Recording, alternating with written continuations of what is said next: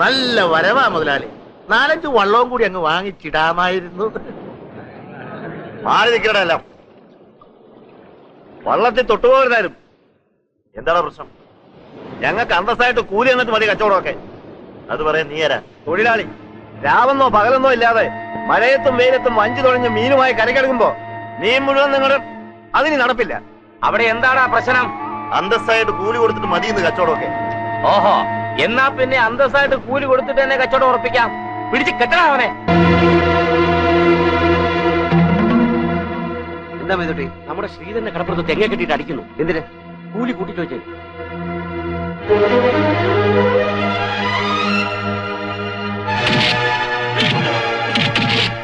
അടിക്കടാ, അടി.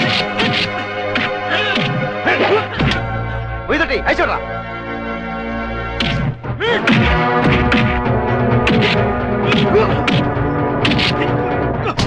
അരിഞ്ഞ് കടലിൽ തള്ളാ.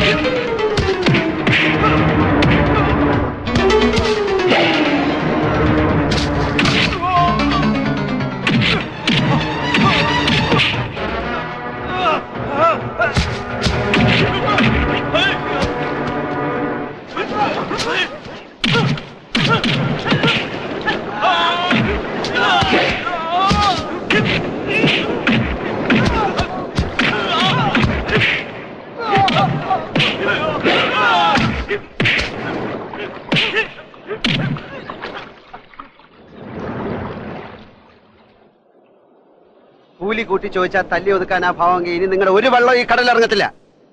ദിവാനോട് അടുപ്പമുണ്ടെന്ന് കരുതി ഒരുപാട് മുതലാളിമാർ ഇവിടെ ചിന്ന ദിവാൻമാരാകുന്നുണ്ട്. അത് ഇനി നടക്കത്തില്ല. തല്ലിയാൽ തിരിച്ചില്ല, അത് ഉറപ്പാ.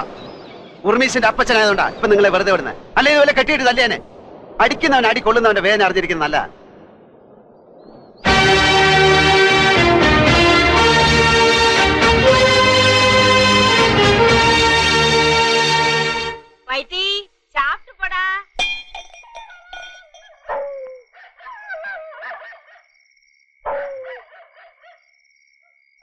സ്വാമി ഇറങ്ങി വേടാ, ഇറങ്ങി വരാൻ. സ്വാമി ഇറങ്ങി വേടാ, ഇവിടെ ഇറങ്ങി വരാൻ. ശിവസ്വാമി ഇറങ്ങി വേടാ, ഇവിടെ ഇറങ്ങി വരാൻ. എടാ സ്വാമി ഇറങ്ങി വേടാ.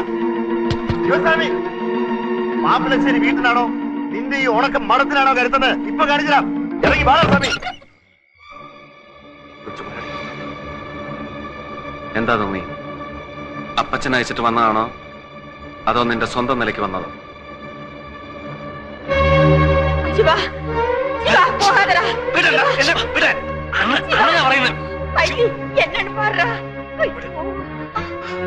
കൊച്ചുമോലാളി ഇതോണ്ടാ. അതാ ഉർമീശ എനിക്ക് പറയാനുള്ളത്. താൻ ഇതിൽ ഇടപെടണ്ട. നമുക്ക് തല്ലി തന്നെ തീരുമാനം ഉണ്ടാക്കാം. ഇങ്ങനെ സംഘം ചേർന്ന് വടിവാളുമായി വരുമെന്ന് അറിഞ്ഞുകൊണ്ടാ ഞാൻ എല്ലാം ചെയ്തത്. അണ്ണാകത്ത് വേണം, അണ്ണാകത്ത് പോ. നീ പോ. ഞാനാ പറയുന്നത്. പട്ടികളെ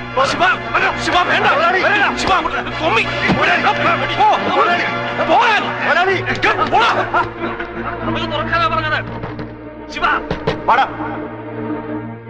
ഈ ഗുണ്ടാ പൈസകൾ കൊടുക്കുന്നതിന്റെ പകുതി കാശ് മതിയോടോ കഷ്ടപ്പെട്ട് കടലിൽ പോയി മീൻ പിടിച്ചുകൊണ്ടിരുന്ന പാവങ്ങൾക്ക് കൂലി കൊടുക്കാൻ? ഉണ്ണുണ്ണി പറഞ്ഞപ്പോ ഞാൻ വിശ്വസിച്ചില്ല. അന്യായമാ അപ്പച്ചൻ കാണിക്കുന്നത്. അപ്പച്ചനെ തിരുത്താൻ പഠിപ്പിച്ചത് കതറിട്ട തെണ്ടിയായിരിക്കും. കാശ് മുടക്കി ഞാൻ പഠിപ്പിക്കുന്നത് മാത്രം നീ പഠിച്ചാ മതി. ഇങ്ങനത്തെ അന്യായ കാശാണെന്ന് അറിഞ്ഞിരുന്നെങ്കിൽ പണ്ടേ ഞാൻ പഠിപ്പ് നിർത്തിയേനെ.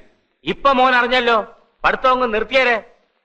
അപ്പച്ചന്റെ കയ്യിൽ അന്യായ കാശേ ഉള്ളൂ. അതിന് നെയ്യും പാലും ഓട്സും ഒക്കെ കാച്ചി കുടിച്ചാ ഇയാൾ ഇത്രയും ആയത്. ഇപ്പൊ ദഹനക്കേട് തോന്നുന്നുണ്ടെങ്കിൽ വേണ്ടെന്ന് വെക്കേ. സ്വന്തമായിട്ട് ന്യായമായ കാശുണ്ടാക്കിക്കൊണ്ടുവാ. അപ്പച്ചൻ കാലും നീട്ടിയിരുന്നുണ്ടോളാ. അപ്പച്ചന്റെ കണക്ക് പുസ്തകത്തിൽ എന്റെ പേരുണ്ടെന്ന് ഇപ്പോഴാ മനസ്സിലായത്. ആ പേരങ്ങ് വെട്ടിയരപ്പച്ച. ഇത്രയും കാലം വളർത്തിയതിന്റെ കടം ഞാൻ തീർത്തോളാം. ഇറങ്ങി പോടാ തെണ്ടി. അവന്റെ ഒരാത്മാഭിമാനം.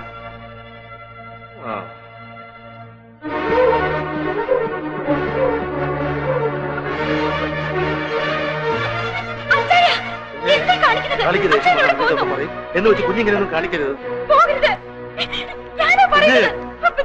ഓട്ടടി ഓട്ടിയെത്തി വരെ പോയിട്ട് കറങ്ങിയടിച്ചെങ്കിൽ വരും. അല്ലാണ്ട് ഇവരൊക്കെ എവിടെ പോകാനാ?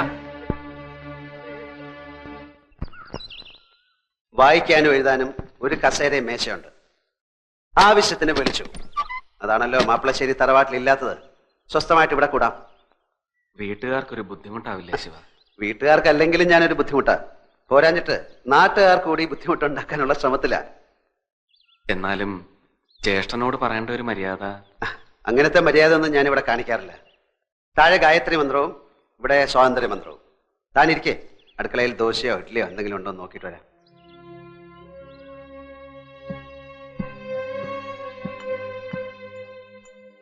ഭാഗ്യം, ദോശയോ ഇഡ്ഡലിയോ എന്താന്ന് വെച്ചാൽ എടുക്ക്. ഒരു തംബ്ലർ വെള്ളവും. ശരിയെന്നാ. എന്തോന്ന് ശരിയെന്നാ? ദോശ ഇനി ചുട്ടാലേ ഉള്ളൂ. അല്ല, സ്ഥിരതാമസനാണോ? കുറച്ചാളത്തേക്ക്.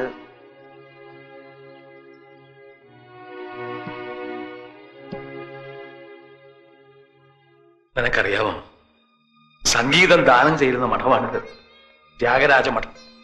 ഇപ്പൊ പാട്ട് പഠിപ്പിക്കാൻ കുട്ടികളുടെ കാശ് വാങ്ങിക്കണത് നിവൃത്തികേട് കൊണ്ടാണ്. പിന്നെയുള്ള ആകെ വരുമാനം കുറച്ച് പാട്ടതല്ല. എന്താ നിന്റെ ഉദ്ദേശം?